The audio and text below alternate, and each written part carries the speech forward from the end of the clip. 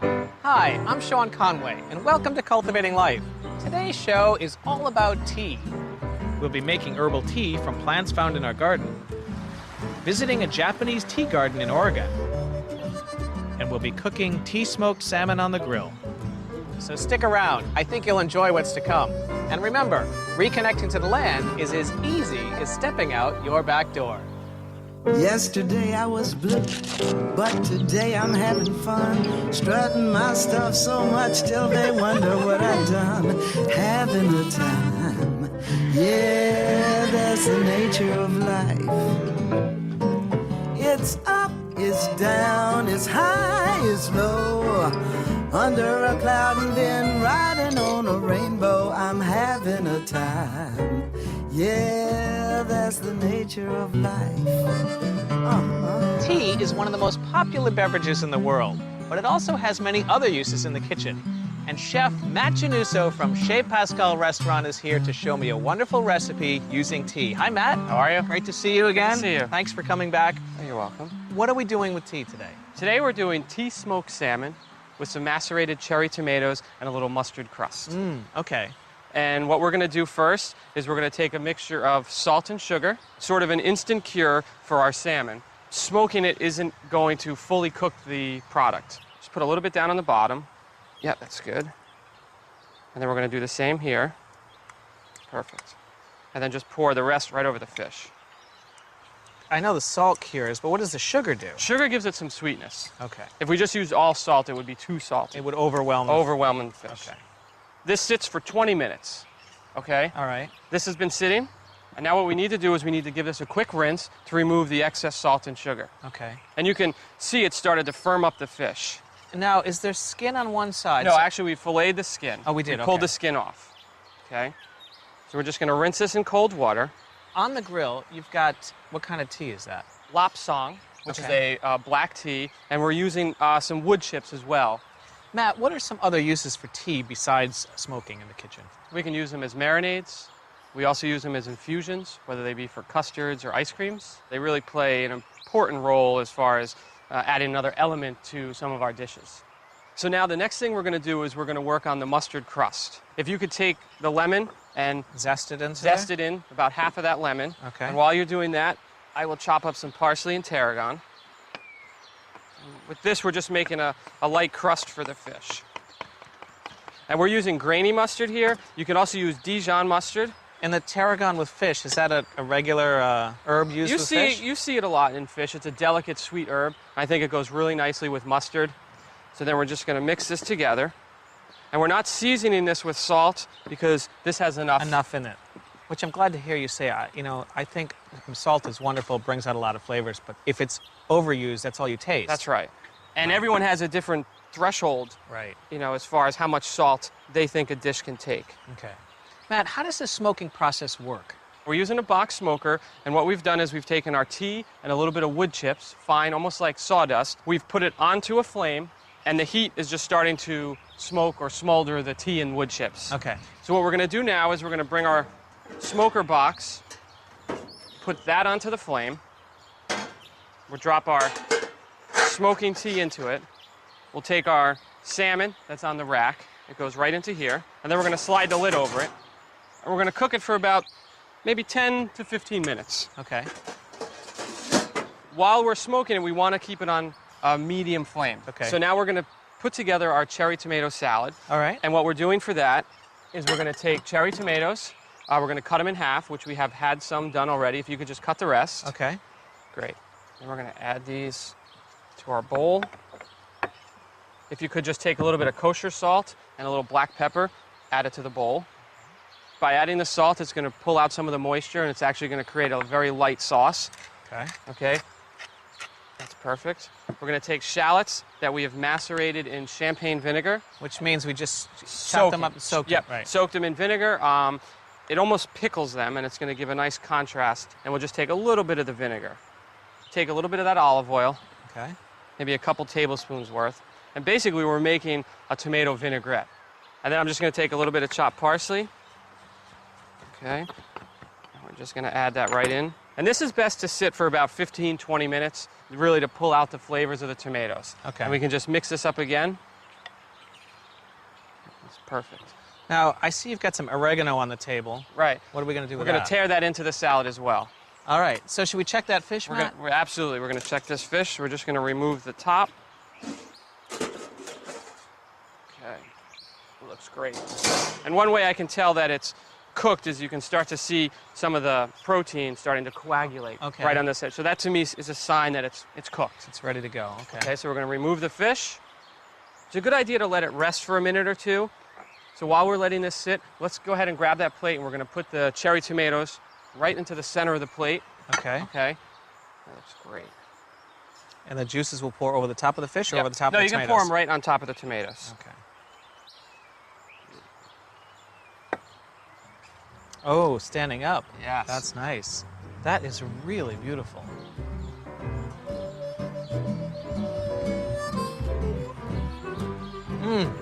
I don't think I've ever had that combination of flavors before in my mouth. That is so delicious. Next, we'll make a delicious salad with baked sheep's milk ricotta.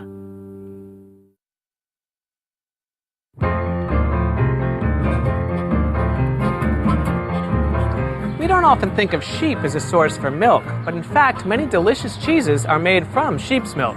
And today, one of my favorite local chefs, Matt Januso from Chez Pascal, is here to show me a delicious recipe using sheep's milk ricotta. Hi, Matt. How are you? Welcome back. Good to be here. Now, you've got a lot of ingredients here, so what are we making? Today we're going to make a delicious salad using baked sheep's milk ricotta. What we like about sheep's milk ricotta is it's got a little bit of acidity to it.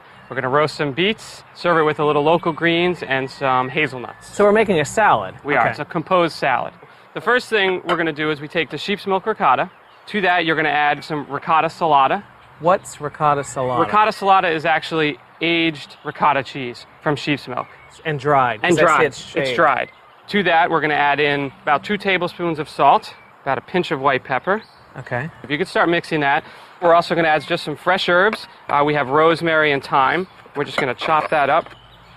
So we're going to have 2 whole eggs. Now, why are we adding egg? It's what's going to set the ricotta cheese when we bake it, almost like a custard. Oh, okay. Okay. And then 2 egg yolks. Okay. We don't want to add too much moisture into this ricotta mixture. That's why we're only adding 2 more yolks opposed to 2 whole eggs. We're going to put it into our pre-lined baking dish. Okay. And then what we're going to do with this is we're going to actually use it as a water bath. So what that means is we're going to put it into a larger dish. Oh, I see. Fill it with water and put it into an oven. And is that because it'll cook it gently? Exactly. Okay. And because we've put eggs in here, we don't want to actually scramble the eggs. So what kind of temperatures would we? We do this about 325 to 350 degrees for about 45 minutes to maybe an hour. And is there a way to test when it's done? We use cake testers. It's like a little thin Oh, yeah. needle, Yeah. and you can just slide it in and pull it out out. dry. And if it comes out dry, you know you're done. We're going to go into beets now. So what we like to do with beets, especially in the early season, is cook them with their greens. It just seems a waste for me to get rid of the greens and just roast the beets when these have just as much flavor. Right. So what we're going to do for these is we add a little bit of kosher salt, a little bit of cracked black pepper. Okay. Okay. Again, we're going to use those same herbs that we did before. But don't chop it up. No, we don't want to chop it up. We're just looking for the flavor. We like to use either a balsamic vinegar, red wine vinegar when we're cooking darker beets, red beets, and that just helps keep the color. We would add a little bit of olive oil in there, and then again, a little bit of water. We're sort of combining different cooking techniques. So in the beginning, they're going to steam to help cook them quicker. The water is going to evaporate, and then they're going to finish as a roasted beet. Oh, nice. Okay, so we would cover them with tin foil, and then they would go into the oven. And this is what you get. That's the end result. Yeah, those are beautiful. Okay, so now what? Okay, so now, once it's cooled, take the sheep's milk ricotta. We're able to just remove our cheese. Nice. All right? And then you could portion it as you like. We heat up our pan with a little olive oil. We've cut out our ricotta. Mm-hmm. And what I like to do, because it's a little bit soft, I like to just dust it in flour. Okay. And what that does is that helps create a seal on the outside of the ricotta, so we get a little bit of color before it starts to melt. And we just put it into our pan. And on the pan, you want about a medium-high heat. You want to try to get a quick sear. Okay. Because if we put it in a low pan, it'll melt. Oh, it'll melt. It'll just break down. Okay, so these are ready to flip, and now we're going to go ahead and put this salad together. So what you can do is take a little bit of lettuce, put it right into this bowl, and then I will take some of these beets that have been roasted and peeled, just arrange them on the plate.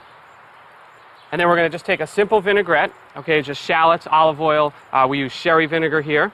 Just gonna pour a little bit over the salad. And to that, I'm just gonna add a pinch of kosher salt again, and a little crack of pepper. Okay. And then we're gonna go ahead and just toss those up. Okay. Then we're gonna take some hazelnuts that have been roasted for some texture. Okay. Because we have a lot of soft ingredients here, something the crunchy. ricotta, so you get a nice little crunch. And then the last thing we'll do is we'll just scoop this and just put it right on top. I can't wait to try this, Matt. I've got a couple of forks right here. It looks beautiful. The presentation, the colors all go great, don't they? They're great.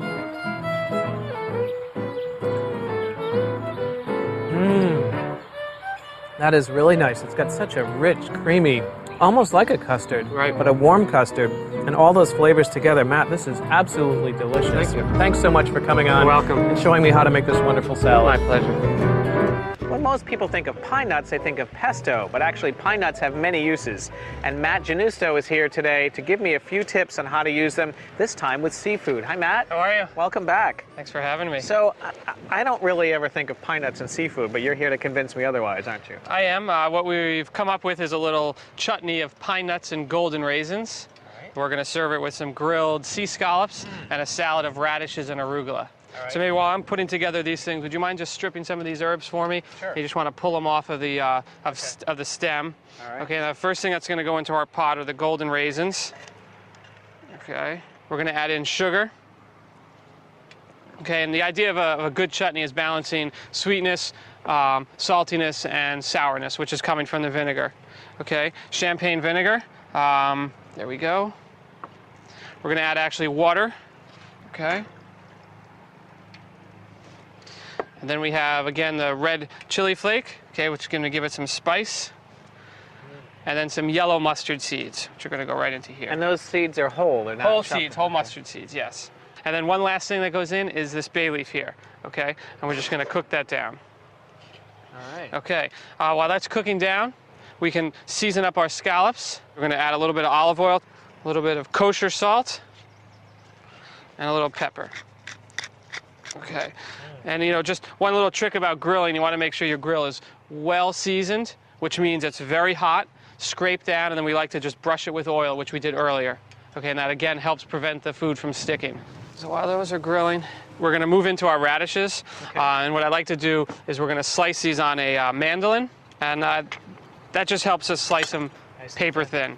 And then some of these we're going to dress with a little simple vinaigrette and lay out on the plate, and then the rest of them we're actually going to julienne like we have right here. Now we'll go back and we'll check these scallops. Okay? Now, the scallops don't want to stay on too long. No, you don't really want to overcook the scallops. They should just be translucent through the center. Okay. Okay? So a couple of minutes. A couple of minutes on either side. So what we can do now is once these herbs have been picked, we can roughly chop them, and they're going to go into our chutney right at the end. And what we did with the pine nuts is we've actually toasted them. Oh, great. Okay, and what that does is that brings out all the oils in the nuts, and it really develops the flavors. Okay. And then there's different ways to toast them. You can, what I like to do with pine nuts is I like to actually fry them in butter. So a little bit of butter. A little bit of butter, and the butter will start to foam up as your pine nuts are starting to color. Right when they start to get golden, you want to pull them off and strain them. So what we're going to do is we're just going to sort of arrange these radishes right around the plate. Okay, and now we're going to take this simple vinaigrette, which consists of shallots, Banyuls wine vinegar, olive oil, a little bit of Dijon mustard, and some salt and pepper. And we're just going to simply, just a little bit over the radishes. Okay, and then again, a little bit of kosher salt. Okay, and a little crushed pepper. Okay. Now that the liquid has almost fully reduced, okay, now is when we want to add in our rosemary, Okay. our thyme, and then at the very end we'll add in those toasted pine nuts. Okay? All right. And then I'm just going to put it back over here, give it a little stir. Okay? And at this point, I'll turn the heat off. Okay. We'll put it into a jar right here, and we want to let it preferably overnight, if not 2 days, to sit in the refrigerator. No Again, kidding. just to develop the flavors of the raisins, the pine nuts, So they'll all all the infuse herbs. together. Exactly. Okay, so now I'm going to remove the scallops. I'm just going to Oh, look at that. That's nice. put those around. And now, to finish it, okay, I'd like to take a little of this beautiful arugula and then some of those radishes that we julienned. And then we have our finished chutney. What we want to do is just spoon a little bit over each scallop so when you eat, you get a little taste of everything. And then we're just going to take, again, that simple vinaigrette that we made and just lightly dress our greens. Okay, and I would just put a little bit around the plate. That's what you have right there. That's a nice little lunch. And let's give this a go here. Absolutely. Matt, that is fabulous. A perfect pairing of flavors. That chutney is just excellent with those Great. scallops. Thank you very much. You're welcome.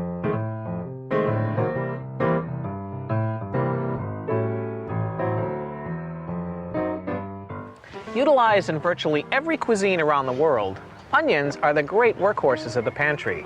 And here to share a great technique and wonderful recipe to cook with them is the great chef and owner of Chez Pascal, Matt Januso. Hi, Matt. How are you, Sean? Great, welcome back. Thank you. Now, you have brought with you some incredible onions. Yes. We have these large Spanish onions, and we're going to season them with salt and pepper and a little bit of olive oil. There's the pepper? Yeah. Oh, right on the... Oh, yeah, we're going to do it right on here. This size onion is going to take about an hour to steam on the grill. I put them on the flat side down, okay, just so they don't roll around. So once these are on the grill, the next thing we want to do is we'll just leave that open because we're going to actually throw these pork chops on. Okay. And what we've done with the pork chops is that we've actually made a marinade for them. Okay, and that will consist of parsley, Dijon mustard, rosemary, chili flake, and fennel seed. Wow. Lemon zest, and then you put it into a blender, and then we will just drizzle in olive oil. Okay. Okay, and what we're left with is just sort of paste that we will then mix onto our pork chops. How long do you leave it on? Actually, these have been done overnight, Okay. but it can be, a couple hours before you're about to grill them. But the longer the better. Longer the better. Okay, now we're gonna do the same thing like we did with the onions. Olive oil? A little bit of olive oil. And this just helps prevent them from sticking on the grill. They'll take about 8 to 10 minutes on either side. These are cut a little thick. So while the pork chops are cooking, the onions would have been cooked. Okay, and this is what we're left with here. When they come off the grill, we cover them with plastic wrap, and they're steaming now inside here for about a half an hour. Oh, that's great. Right. Which is going to soften up Soften this outer up, and you skin. can see actually how they've just collapsed. So now what you want to do is peel the onions, much like you would a pepper. Okay, you never want to dip these in water, because you want that, as you can see in here, you want beautiful that caramelized. Yeah, right. I'll help you clean. Yeah, please. Oh, look at this. Yeah, and they just peel off, and then we just pull this. Nice. I mean, and you still have that sort of charred smell to smoky them. Oh, they're almost, great. Yeah. So the next thing we're going to do is we're going to chop up the onions for the compote. Okay. And while I'm slicing those, if you wouldn't mind chopping up this rosemary, which is going to be mixed in with the onions. Okay, and slicing the onions, they're really soft, and they're just going to kind of peel apart, which is fine.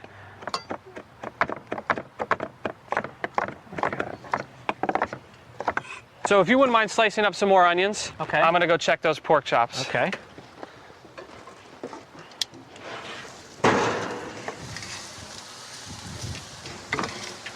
Those are coming along nicely. Now that the onions have been sliced, we're going to add in chopped rosemary. Okay. We have the aged sherry vinegar. Okay. Kosher salt. We have white pepper. Lemon zest. And about, what, a teaspoon or so? Yeah, if that. Just a little bit. Just a little bit. Give it some zing. Right. And then we have the red chili flake. Okay, and that's going to give a little bit of spice to the onions. Okay. Okay. And then the last ingredient we have is It's like honey. Ah. Okay, so you have the spice from the chili, you have the sweetness from the onion, and then you have the acid from the vinegar. Okay, and a lemon. Yep, yep. And the Okay. honey's going to just help bind this all together. Exactly. Okay, and then everything would be mixed together. At this point, you'd like to let it sit for at least an hour or so for all those flavors to marry. Work together. Yes. Okay. Matt, what are we going to do to finish this dish? Okay. I'm going to take this platter to the grill. Put the pork chops on there. Okay. They look beautiful. And they smell good, too. Oh, they look great. Okay, so now what we're going to do is take some olive oil, Okay. just drizzle it over these greens, a little bit of salt, we'll squeeze a little lemon, And one thing that, chefs like to do is sort of combine the flavors in their dishes. So here we bring in fresh lemon back into this dish just simply on these greens. There we go, okay.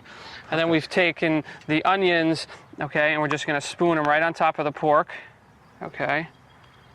And then we would just, garnish right like so. Well, Matt, that looks absolutely incredible. And it smells incredible too. Now there's only one last thing to do. Taste it. Taste it, exactly. Okay, I'll just make sure we get a little bit of the onions in there too. Okay.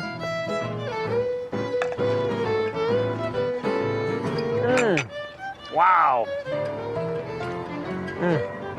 Boy, those onions are a perfect complement to that pork, and it is really juicy. Yeah. Matt, thank you very much for coming on and showing me how to make this dish.